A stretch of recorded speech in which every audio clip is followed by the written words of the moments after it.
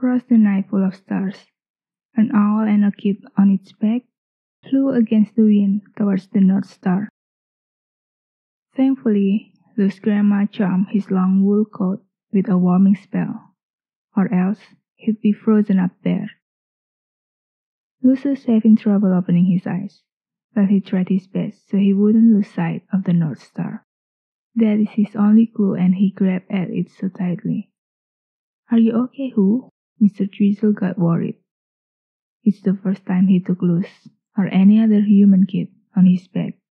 "I'm okay," Luz responded briefly. He tightened his hold on the scarf that is connecting him and Mr. Drizzle. "You must tell me if it's too fast, Who?" Mr. Drizzle could only try to focus more on his task. Bringing a little boy flying, that's not an easy task. Just what did he think before agreeing to the little boy's request? Oh yes, the puppy eyes, and Luz on the edge of crying his eyes out. Fortunately, he's much stronger than the rest of his kinds. In the family, he's born as a night owl, and he's also stronger than any other ordinary night owl. He'd be much stronger if he'd been born as a king owl, but he wouldn't be as free as now. He enjoyed the free and wild life he had, especially since he could meet Luz and protected him. Not long after the owl and the boy start their journey, they could smell the refreshing breeze of the ocean and hear the sound of waves crashing the rocky beach. Soon, they saw a vast black ocean in front of them. The stars were reflected on it, making the ocean not as dark. "That's the ocean, Who. Once we leave this land, I don't know how long will it take for us to find another land. It's not gonna be easy. Are you sure you want to continue, Who?" Yes, Luz was certain. "I want to meet my parents." Mr. Drizzle took a deep breath and tried to fly more securely. He flew across the ocean a few times with his family before, but it's the first time he's gonna do it alone. Plus, with a small child on his white back. "Where are you both going?" Suddenly there's a voice coming from beside them. But there's no one there. Who, you scared us, Mr. Wind, Who?" Mr. Drizzle screamed as he found his balance back in the air.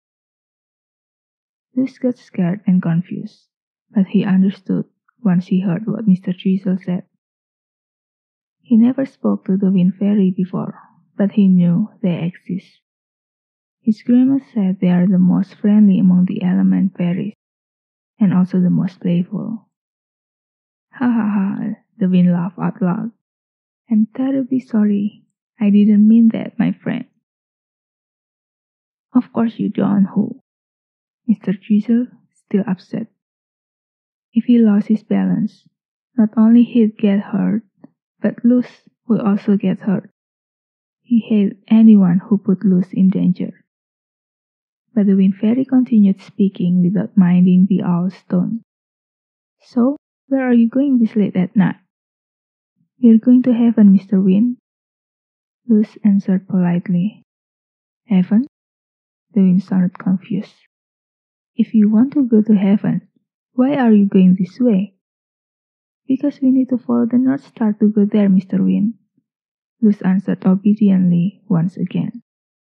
He remembered what his grandma taught him. Human needs to respect the element fairies, because once the fairies got mad, the consequences would be bad for the human and the world. "What a polite little boy. What's your name?" The Wind Fairy sounded more exciting as he talked to Luz. "My name is Luz, Mr. Wind," the boy introduced himself. "Hey Luz, just call me Arrow." Luz called the name comfortably before Arrow continued. "And for your information, heaven is not that way. It's not where the North Star is." "It's not, Who?" Mr. Drizzle almost fell when he stopped on his track from the revelation. Thankfully, the wind helped him to find his balance again. If it's not there, do you know where is it, Arrow? Luz looked hopefully toward the air around him. He's not disappointed that he got the wrong clue, as long as he could arrive in heaven. I never tried to look for heaven before, but I heard someone said that there is a temple on the desert, a little bit to the west from here. If you offer enough sacrifice to the altar there, you can go to heaven. Sacrifice? But I don't bring anything with me. Luz thought he had to go another day, and couldn't hide his disappointment. No worries, you can just go and ask the people there. Perhaps a small things will be enough. Who knows?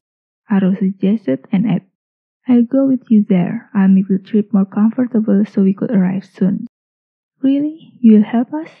Luz put up a big smile again. A young child is really easy to coax. Their thoughts are so simple and they forget bad things as easy.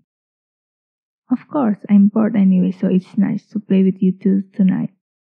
The silence owl finally welcomed the wind fairy. It will be so much easier if you'd help us, Who. Let's go, Who.